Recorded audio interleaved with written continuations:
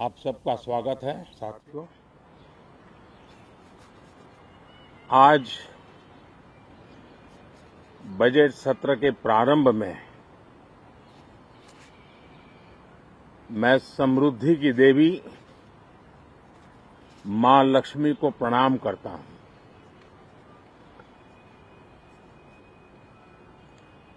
और ऐसे अवसर पर सदियों से हमारे यहां मां लक्ष्मी का पुण्य स्मरण किया जाता है।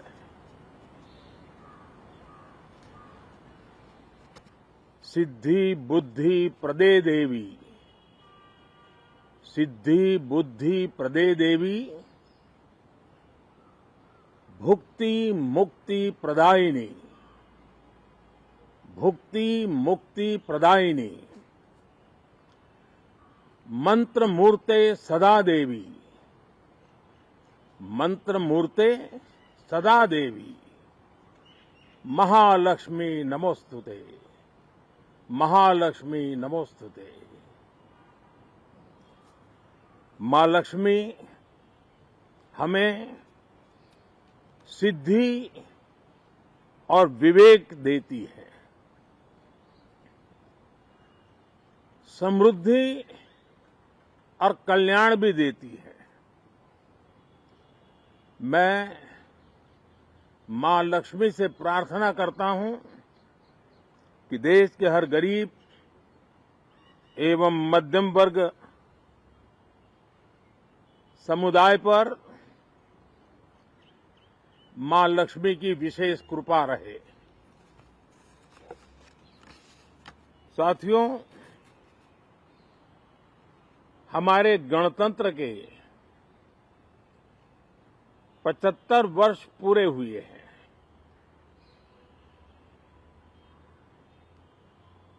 और ये हर देशवासी के लिए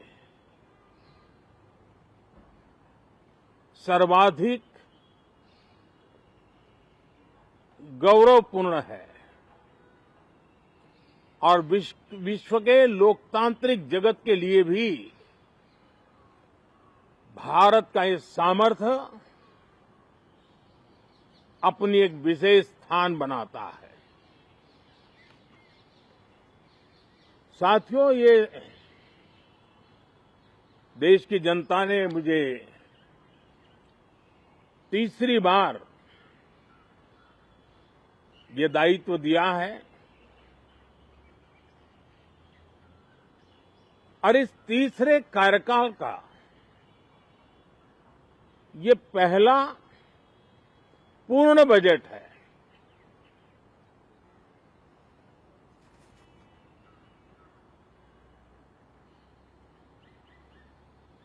और मैं विश्वास से कह सकता हूं कि 2047 जब आजादी के 100 साल होंगे, विकसित भारत का जो संकल्प देश ने लिया है, ये बजट सत्र, ये बजट एक नया विश्वास पैदा करेगा, नई ऊर्जा देगा कि देश जब आजादी के 100 साल मनाएगा तब विकसित होकर रहेगा। 140 करोड़ देशवासी अपने सामूहिक प्रयास से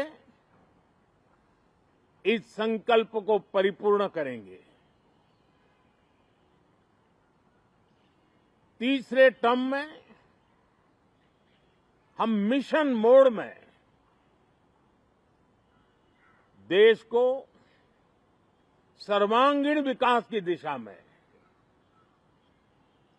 चाहे वो भौगोलिक रूप से हो, सामाजिक रूप से हो या आर्थिक भिन्न भिन्न स्तर के संदर्भ में हो, हम सर्वांगीण विकास के संकल्प को लेकर के मिशन मोड में आगे बढ़ते जा रहे हैं। इनोवेशन, इंक्लूजन और इन्वेस्टमेंट, ये लगातार हमारे आर्थिक गतिविधि के रोड मैप का आधार रहा है।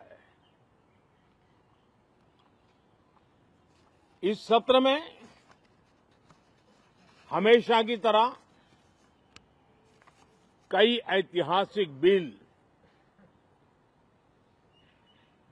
पर सदन को चर्चा होगी और व्यापक मंथन के साथ वो राष्ट्र की ताकत बढ़ाने का काम करने वाला कानून बनेंगे। विशेषकर नारी शक्ति के गौरव को पुनः प्रस्थापित करना, पंथ संप्रदाय के भेद से मुक्त होकर के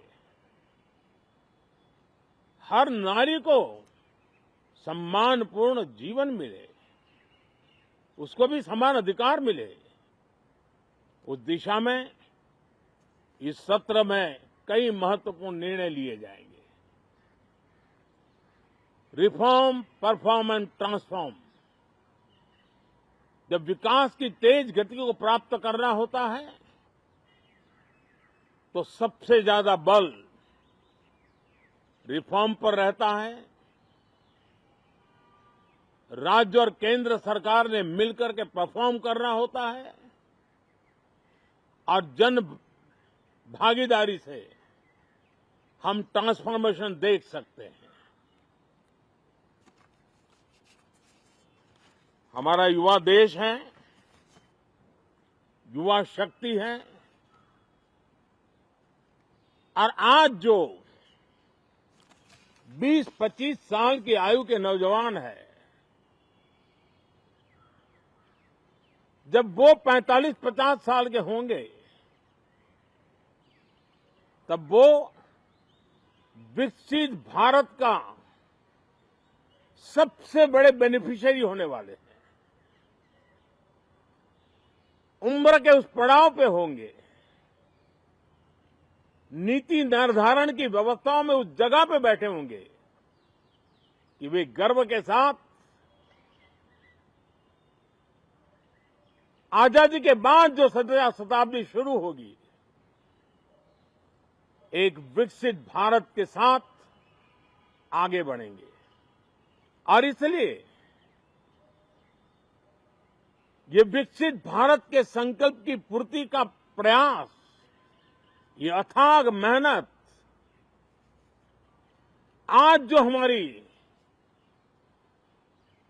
हमारे टीनेजर्स हैं, हमारी युवा पीढ़ी है, उनके लिए ये एक बहुत बड़ा तोहफा बनने वाली है। जो लोग 1930 में, 42 में आजादी के जंग में जुट गए थे, पूरी देश की युवा पीढ़ी खप गई थी आजादी के जंग में, और उसके फल 25 साल के बाद जो पीढ़ी आई उसको नसीब हुए। उस जंग में जो नौजवान थे उनको नसीब हुए। आजादी के पूर्व के वो 25 साल आजादी के जश्न मनाने का अवसर बना। वैसे ही ये 25 वर्ष समृद्ध भारत, विकसित भारत, ये संकल्प से सिद्धि और सिद्धि से शिखर तक पहुंचने का देशवासियों का इरादा। और इसलिए बजट सत्र में सभी सांसद विकसित भारत को मजबूती देने के लिए अपना योगदान देंगे। विशेष करके जो युवा सांसद है उनके लिए तो सुनहरा अवसर है क्योंकि वो आज सदन में जितनी जागरूकता, जितनी भागीदारी बढ़ाएंगे और विकसित भारत के जो फल है वो तो उनकी नजर के सामने देखने को मिलने वाले हैं। और इसलिए युवा सांसदों के लिए एक अनमोल अवसर है। साथियों, मैं आशा करता हूं कि हम देश की आशा आकांक्षाओं के इस बजट सत्र में खरे उतरेंगे। साथियों, आज एक बात आपने जरूर नोट की होगी, मीडिया के लोगों ने तो जरूर करनी चाहिए। शायद 2014 से लेकर अब तक शायद ये पहला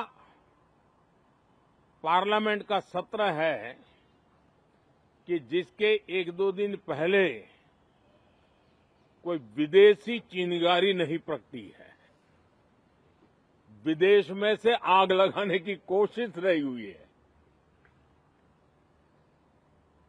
10 साल से 14 से देख रहा हूं, हर सत्र के पहले शरारत करने के लिए लोग तैयार बैठते थे और यहां उसको हवा देने वालों की कोई कमी नहीं है। ये पहला सत्र मैं पिछले 10 साल के बाद देख रहा हूं कि जिसमें किसी भी विदेशी कोने से कोई चिंगारी नहीं हुई। साथियों, बहुत बहुत धन्यवाद।